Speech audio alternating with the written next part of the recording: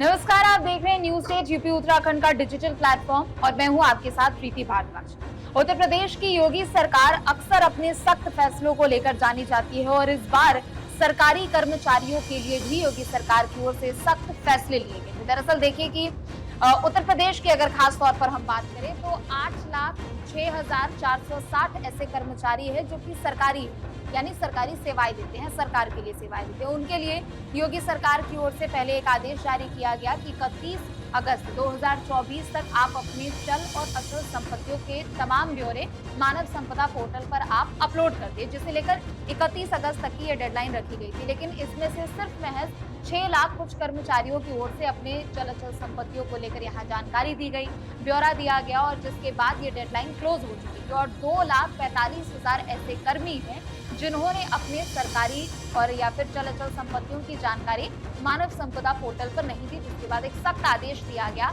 कि अगस्त का जो उनका वेतन होगा, अगस्त महीने की उन कर्मचारियों की जो भी सैलरी होगी वो रोक लिया जाएगा यानी होल्ड कर लिया जाएगा। लेकिन अब जैसे ही ये सख्ती की गई, कल देर शाम की बात है कि ये फैसला भी लिया गया और उसके बाद आज ठीक मंगलवार सुबह इस फैसले को बदल दिया गया और ये लोग जो 2,45,000 कर्मचारी हैं उनको थोड़ी सी रियायत यहाँ पर दी गई है। ये रियायत है, उनकी डेडलाइन को बढ़ा दी गई है और उनकी इस डेडलाइन को 1 महीने आगे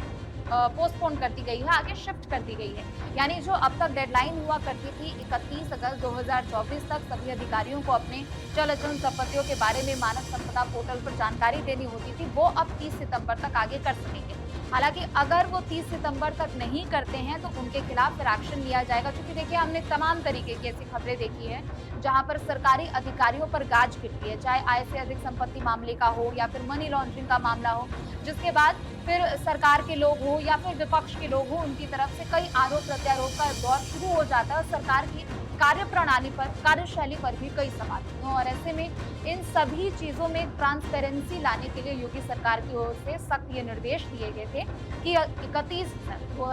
31 अगस्त 2024 तक सभी लोग मानव संपदा पोर्टल पर तमाम जानकारी दे दे, आपकी कितनी चल संपत्तियां हैं, कितनी अचल संपत्तियां हैं, क्या आपका ब्यौरा है, वो सब कुछ वहां पे अपलोड करना था, जिनमें से लगभग 71% सरकारी कर्मचारियों ने कर दिया था और जिन्होंने नहीं किया था उनके खिलाफ उनकी अगस्त की सैलरी रोकने की कार्रवाई की गई थी। लेकिन एक मौका उन लोगों को फिर से दिया गया है, 1 महीने का समय दिया गया और इस 1 महीने के समय में तमाम ये जो अधिकारी हैं जिन्होंने यहाँ पर जानकारी नहीं दी थी पोर्टल, तो उन सभी को अपनी जानकारी देनी होगी, चाहे वो IAS हो, IPS हो, PCS हो, तमाम अधिकारी सभी को अपनी चल अचल संपत्तियों के बारे में यहाँ पर जानकारी देनी होगी ताकि सरकार फिर आगे अपनी कार्यप्रणाली को भी सुधार सके और जिस तरीके से आगे कार्रवाई हो उसमें भी सरकार आगे बढ़े। फिलहाल के लिए इतना ही। देश और दुनिया की तमाम खबरों के लिए आप देखते रहे न्यूज स्टेट। नमस्कार। न्यूज नेशन अब व्हाट्सएप पर